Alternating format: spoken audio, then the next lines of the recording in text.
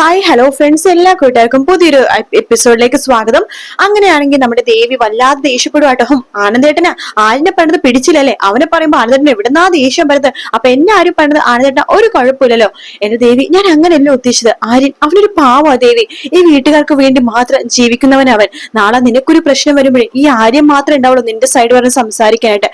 ഈ വീട്ടിൽ ആർക്കും പരസ്പരം ഒരു ദോഷം ഉണ്ടാവരുത് എന്ന് വിചാരിക്കുന്ന ഒരുത്തനാവൻ. ഈ വീട്ടിൽ മറ്റാരെക്കാളും സ്നേഹം കൂടുതലുള്ളവൻ എന്ന് പറയണം. ആനന്ദേട്ടൻ അങ്ങനെ പലതും തോന്നും, ആനന്ദേട്ടൻ അനിയനാണല്ലോ, അപ്പൊ അങ്ങനെ പലതും തോന്നും എന്ന് പറയണം. ദേവി നോക്ക്, ഇവിടെ ഇതൊരു കൂട്ടുകുടുംബമാണ്, ഒരു പ്രശ്നം ഉണ്ടാക്കരുത്, പരസ്പര സ്നേഹത്തോടെ വിശ്വാസത്തോടെ ഒരുമിച്ച് കഴിഞ്ഞു പോകണം എന്ന് പറയാണ്. ദേവിക്ക് മനസ്സിലായോ? മനസ്സിലായ എന്തേട്ടാ, എല്ലാം എനിക്ക് മനസ്സിലായി, എല്ലാം മനസ്സിലായി എന്ന് പറഞ്ഞിട്ട് ദേവി കട്ടിലിൽ കിടന്ന് കരഞ്ഞോണ്ടിരിക്കട്ടോ. ആനന്ദിനാണെങ്കിൽ എന്ത് പറയണോന്ന് അറിയില്ല. അങ്ങനെ രാവിലെ തന്നെ നമ്മുടെ മീനാക്ഷി അതുപോലെ തന്നെ ആകാശം കൂട്ടി രാവിലെ തന്നെ വീട്ടിലേക്ക് വരുന്നുണ്ട്. ആകാശിനെങ്കിൽ ആകെ ടെൻഷനായിട്ടോ ആകാശ് വരുന്നത്. ആ സമയത്ത് ഓട്ടോറിക്ഷ ഇറങ്ങി അവര് പുറത്തിറങ്ങുമ്പോൾ തന്നെ മീനാക്ഷി പറയുന്നുണ്ട്, ആകാശ് നോക്കിക്കേ, തന്റെ ദേവിയെടുത്തി മുറ്റം നിറയെ കോലിട്ടിട്ടുണ്ടല്ലോ, ചവിട്ടാൻ പോലും പറ്റാത്ത അവസ്ഥയിലേക്ക് കോലിട്ട് വെച്ചിരിക്കുകയാണല്ലോ. ദിവസം പോകുന്ന ഈ കോലത്തിന്റെ വലിപ്പം കൂടിക്കൂടി വരുവാണല്ലോ. ഇതിപ്പോ നാളെ കഴിഞ്ഞ മുറ്റത്തേക്ക് വരും, പിന്നെ റോട്ടിലേക്ക് ഇറങ്ങും, ചിലപ്പോ മതിൽ പൊട്ടിച്ച് അപ്പുറത്തെ വീട്ടിലേക്കും പോകുമായിരിക്കും എന്നൊക്കെ പറയാണ്. ആകാശം ഒന്നും മൈൻഡ് ചെയ്യാണ്ട് ഇങ്ങനെ തന്നെ ഇരിക്കാട്ടോ. എന്താ ആകാശ്, എന്ത് പറ്റി? ആകാശ് ഭയങ്കര മൂഡ് ഔട്ട് ആണല്ലോ, ഞാൻ കുറെ നേരം ശ്രദ്ധിക്കണം. എന്താ ആകാശ്, എന്തെങ്കിലും പ്രശ്നമുണ്ടോ? ഒന്നുമില്ല മീനാക്ഷി, വാ അകത്തേക്ക് പോവാം എന്ന് പറഞ്ഞിട്ട് അകത്ത് കയറി വിളിക്കുകയാണ്. ആഹാ, എല്ലാവരും എത്തിയല്ലോ, വാ വാ എന്ന് പറഞ്ഞിട്ട് ദേവി വിളിക്കുന്നുണ്ട്. അമ്മ ഇതേ മീനാക്ഷി അതുപോലെ തന്നെ ആകാശൊക്കെ എത്തിയിട്ടോ, ഞാൻ എല്ലാവർക്കും ചൂടോട് കൂടി ഒരു ചായ എടുക്കാം എന്ന് പറയുമ്പോ തന്നെ ബാലൻ അങ്ങോട്ടേക്ക് വരുന്നുണ്ട്. മോളെ ദേവി, ചായ എടുക്കാൻ വരട്ടെ. എടാ ആകാശ്, ഞാൻ നിന്നെ ഇത്ര പ്രാവശ്യം വിളിച്ചടാ. അത് അച്ഛ, അത് എന്താടാ, നിനക്ക് വായില്ലേ? 100 വട്ടം ഞാൻ നിന്നെ വിളിച്ചു, 100 വട്ടം. മരപ്പട്ടിത്തലയെ ഫോൺ എടുക്കുന്ന പോലും ഇല്ല, കിഴങ്ങൻ എന്ന് പറയാണ്. ആ സമയത്ത് നമ്മുടെ ആര്യനൊന്നും മിണ്ടാതിരിക്കണം. മീനാക്ഷിക്ക് ദേഷ്യം വരുന്നുണ്ട് കേട്ടോ. 100 പ്രാവശ്യം നിന്നെ വിളിച്ചില്ലടാ, ഒരു ആവശ്യം പറഞ്ഞ നീ ശ്രദ്ധിക്കു പോലും ഇല്ല എന്ന് പറയുമ്പോ ആര്യം വരുന്നുണ്ട്. അതെ അച്ഛ, അവരിങ്ങോട്ട് വന്നില്ലുള്ളൂ, അവരൊന്ന് കുളിച്ച് ഫ്രഷ് ആവട്ടെ, നിങ്ങൾ പോയി കുളിച്ച് ഫ്രഷ് ആവും എന്ന് പറയുമ്പോഴേക്കും ആകാശം മീനാക്ഷി റൂമിൽ കയറുമ്പോഴേക്കും ബാലൻ പറയണ്ട്, അതെ റൂമിൽ കയറാനൊക്കെ വരട്ടെ, അവിടെ ഒന്ന് നിന്നേ, ഞാൻ ചോദിച്ചിട്ട് മറുപടി പറഞ്ഞിട്ട് പോയാൽ മതി എന്ന് പറയണം. അച്ഛ, അവരിങ്ങോട്ട് വന്നേ ഉള്ളൂ, സ്ഥാനം മറന്ന് പെരുമാറല്ലേട്ടാ നീ എന്ന് ബാലൻ പറയുമ്പോഴേക്കും ആര്യൻ തിരിച്ചു പറയണ്ട, അതെ അച്ഛനോട് എനിക്ക് അതന്നെയാ പറയാനുള്ളത്, സ്ഥാനവും പ്രായവും മറന്ന് പെരുമാറല്ലേന്ന്. ഞാൻ നിന്റെ അടുത്ത് ഒന്നും പറയുന്നില്ല, ഞാൻ ആകാശിനോട് സംസാരിക്കുന്നത്. എടാ ആകാശേ, എറണാകുളത്ത് പോയിട്ട് ഓരോരുത്തരുടെ കയ്യിൽ നിന്ന് പൈസ എത്ര വാങ്ങിക്കണമെന്നും എത്ര തിരിച്ചു കിട്ടാണ്ടെന്നും നിന്നോട് കറക്റ്റ് ആയിട്ട് പറഞ്ഞതല്ലേ, നീ പൈസ അടച്ചോടാ? പൈസ അടച്ചോ? ഞാൻ ഓൺലൈൻ വഴി അടിച്ചു. പൈസ അടച്ചു. വാങ്ങിക്കാനുള്ളവരൊക്കെ ഇതൊക്കെ നീ പൈസ വാങ്ങിച്ചോ? ഇല്ലച്ചാ, അത് അവര് ഓൺലൈൻ വഴി ഇട്ടരാന്ന് പറഞ്ഞു. ഇട്ട് തന്നോ? ഇല്ല. ഇട്ട് തരില്ല, ഇതന്നെയാ നിനക്കൊരു ഉത്തരവാദിത്തമില്ലെന്ന് പറഞ്ഞത്. കോന്തൻ, കിഴങ്ങൻ, പൊട്ടൻ, മരപ്പട്ടി എന്നൊക്കെ പറയാട്ടോ. അത് കേൾക്കണ മീനാക്ഷിക്ക് ദേഷ്യം വരുന്നുണ്ട്. ഒരു മരപ്പട്ടിനെ പോലെ തലയും വെച്ചോണ്ട് എന്തിനാണ് നീയൊക്കെ ജീവിക്കണത് എന്ന് പറയുമ്പോ പെട്ടെന്ന് ദേവി പൊട്ടിച്ചിരിക്കുകയാണ്. ദേവി ചിരിക്കുമ്പോഴേക്കും മീനാക്ഷിക്ക് ദേഷ്യം വേണ്ട. ദേവി പറഞ്ഞ സോറി സോറി എന്ന് പറഞ്ഞിട്ട് അവിടെ തന്നെ അങ്ങ് നിൽക്കുവാട്ടോ. ശേഷം ആര്യനാണെങ്കിൽ ആകെ വിഷമമാണ്. അതിനുശേഷം നമ്മുടെ ബാലൻ അകത്ത് കയറി പോകുന്നുണ്ട്. മീനാക്ഷിക്കാണെങ്കിൽ ഭയങ്കര ദേഷ്യം വരുന്നുണ്ടോ. മീനാക്ഷി റൂമിലേക്ക് കയറി പോവാണ്. ആ സമയത്ത് ആര്യൻ പറയുന്നുണ്ട്, ആകെ 2 ദിവസം നിങ്ങൾക്ക് കൊച്ചിയിൽ അടിച്ചു പൊളിക്കാൻ കിട്ടിയത്, ആ സമയത്ത് നിങ്ങളുടെ അച്ഛൻ വന്നിട്ട് എല്ലാം കുളമാക്കിയല്ലോ എന്ന് പറഞ്ഞിട്ട് ആര്യനെ അവിടെ നിന്ന് പോവാണ് ആകാശിനോട് പറഞ്ഞിട്ട്. ആകാശ് റൂമിലേക്ക് കയറുമ്പോഴേക്കും മീനാക്ഷി നീ വിഷമിക്കല്ലെന്ന് പറയാണ്. ആര്യ, എനിക്കറിയില്ലായിരുന്നു അച്ഛൻ ഇങ്ങനത്തെ കാര്യങ്ങളൊക്കെ ആര്യനെ പറഞ്ഞ് ഏൽപ്പിച്ച കാര്യം എന്ന് പറയുമ്പോഴേക്കും എന്ത് പറയാനാ, അച്ഛൻ അങ്ങനത്തെ ഒരു സ്വഭാവമായി പോയി. നമ്മള് ബീച്ചിൽ പോയ കാര്യമൊക്കെ അച്ഛൻ എങ്ങനെ അറിഞ്ഞു? എനിക്കറിയില്ല മീനാക്ഷി എന്ന് പറയാണ്. അതിനിടയ്ക്ക് ബാല വഴക്ക് പറഞ്ഞ കൂട്ടത്തിൽ അതും കൂടി പറയണട്ടോ.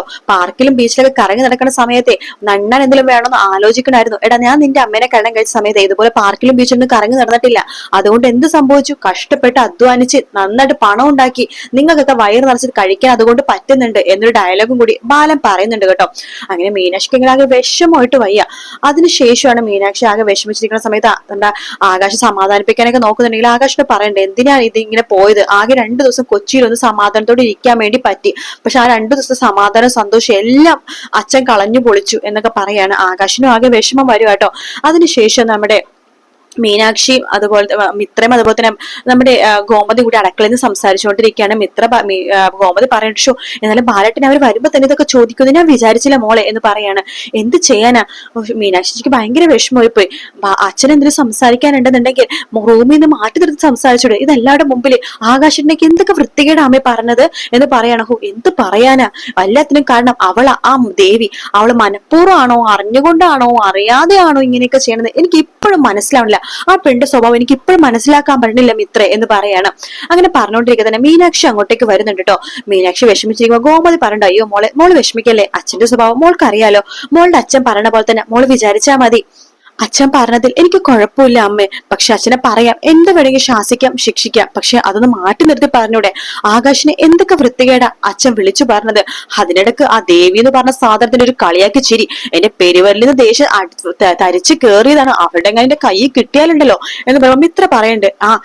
അവര് തന്നെയാ ആകാശേട്ടനും അതുപോലെ തന്നെ മീനാക്ഷിന്റെ ബീച്ചിൽ പോയ കാര്യം പറഞ്ഞു കൊടുത്തത്. അവരോ? അതേ മോളെ, അവള് തന്നെയാ പറഞ്ഞു കൊടുത്തത്. അവരെങ്ങനെ അറിഞ്ഞു ഈ കാര്യം? ഒന്നും പറയണ്ടേ മീനാക്ഷി ചേച്ചി. ഞാൻ ആ ഫോട്ടോ അമ്മേനെ കാണിക്കായിരുന്നു, നിങ്ങൾ ബീച്ചിൽ കറങ്ങി നടക്കുന്ന ഫോട്ടോ. അവരത് അതിനിടക്ക് വന്നു, ഞാൻ ഫോൺ മാറ്റിവെക്കാൻ നോക്കിയെങ്കിലും അവര് ഫോൺ എടുത്ത് നോക്കി. അങ്ങനെയാണ് മനസ്സിലാക്കിയത്. അങ്ങനെ അവര് ഞാൻ ട്യൂഷൻ എടുക്കുന്ന കാര്യവും ചേച്ചി ബീച്ചിൽ പോയ കാര്യം ഒക്കെ പറഞ്ഞെടുത്തത് അവരാണെന്ന് പറയാണ്. ഓഹോ, അവരാണല്ലേ, അവരിങ്ങോട്ട് വരട്ടെ, ഞാൻ വെച്ചിട്ടുണ്ടെന്ന് പറയാണ്. അങ്ങനെ ദേവി അതൊന്നും കേൾക്കാണ്ട് അങ്ങോട്ടേക്ക് വരുന്നുണ്ട്. ആഹാ, എല്ലാരും ഉണ്ടല്ലോ, ഞാൻ ചൂടോട് ചായ എടുക്കട്ടെ എന്ന് പറയുമ്പോ മീനാക്ഷി പണ്ട്, അല്ലെങ്കിൽ നിങ്ങൾക്ക് ചൂടോടെ കൊടുത്തിട്ടാണല്ലോ ശീലം. എന്താ അമ്മേ മീനാക്ഷി ഇങ്ങനെയൊക്കെ പറഞ്ഞത്? അത് മോളെ, അത് ചൂടോടെ നീ എല്ലാം ഭക്ഷണമൊക്കെ കൊടുക്കാറില്ലേ, അതിനെ കുറിച്ച് പറയായിരുന്നോ? എന്നാലും മീനാക്ഷിക്ക് അത് ദേഷ്യം പോലെ. അതെ, നിങ്ങൾ നിങ്ങളുടെ കാര്യം നോക്കിയാൽ മതി, എന്റെ കാര്യം നോക്കാൻ വേണ്ടി വരണ്ട, കേട്ടല്ലോ? ഞാനും എന്റെ ഭർത്താവിനെയും അച്ഛൻ ചോദ്യം ചെയ്യുന്ന സമയത്ത് നിങ്ങൾ കിളിക്കണ കണ്ടല്ലോ, നിങ്ങൾ എന്തിനാ കിടിച്ചത്? അയ്യോ, ഞാൻ ചിരിച്ചില്ലല്ലോ മീനാക്ഷി, നിങ്ങൾ ചിരിച്ചില്ലേ? നോണ പറയരുത് നിങ്ങൾ. മിത്ര പറയണ്ട, ദേവിയടുത്ത് ചിരിച്ചു, ഞാനും കണ്ടതാ. അയ്യോ, ഞാൻ അതിനല്ല ചിരിച്ചത്, മരപ്പട്ടി തലേന്നൊക്കെ പറഞ്ഞപ്പോ മരപ്പട്ടിയുടെ മുഖം ഓർമ്മ വന്നു, അതോർത്ത് ചിരിച്ചതാ. അല്ലാതെ ആകാശിനെ വഴക്കൊണ്ട് ചിരിച്ചതല്ല മീനാക്ഷി, സത്യമായിട്ട് ചിരിച്ചതല്ല.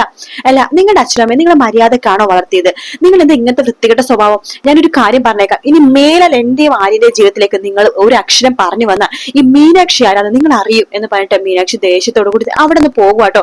നമ്മുടെ ദേവിക്ക് അത് വല്ലാത്ത ഫീൽ ആവുന്നുണ്ട്. ദേവി വിഷമം കൊണ്ട് കരഞ്ഞോണ്ടിരിക്കുകയാണ്.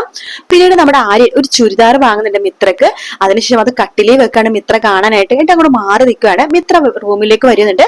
ആ കട്ടിലിൽ നിന്ന് കവർ എടുത്ത് മേശപ്പുറത്ത് വെക്കാട്ടോ. അപ്പൊ ആര്യൻ പറയണ്ട്, മിത്രേ, ആ കവറ് തുറന്നു നോക്കണം. ഇത് ഡ്രസ്സാണല്ലോ, ആ ഡ്രസ്സ് തുറന്നു നോക്കൂ. കൊള്ളാലോ, ഇതാർക്കാ? അനുമോൾക്കാണോ? അല്ല, നിനക്കാ. എനിക്കോ? സത്യമായിട്ട് എനിക്കാണോ? അതെ. നിന്റെ സൈസ് ഒന്നും എനിക്ക് അറിയില്ല, കണ്ടപ്പോ നിന്റെ ഒരു പ്രായത്തിലുള്ള ഒരു പെൺകുട്ടി ടെക്സ്റ്റൈൽസിൽ വന്നിരുന്നു, ആ പെൺകുട്ടിയെ കാണിച്ച ഞാൻ ഈ ഡ്രസ്സ് വാങ്ങിച്ചത്. നിനക്കിത് ഇഷ്ടപ്പെട്ടില്ലെങ്കിൽ കുഴപ്പമൊന്നുമില്ല, സൈസൊക്കെ കറക്റ്റ് ഇല്ലെങ്കിൽ കുഴപ്പമില്ല, ബില്ല് എന്റെ അടുത്ത് ഉണ്ട്, നമുക്ക് നാളെ പോയി ഡ്രസ്സ് മാറ്റി മേടിക്കാം എന്ന് ആര്യ പറയാണ്.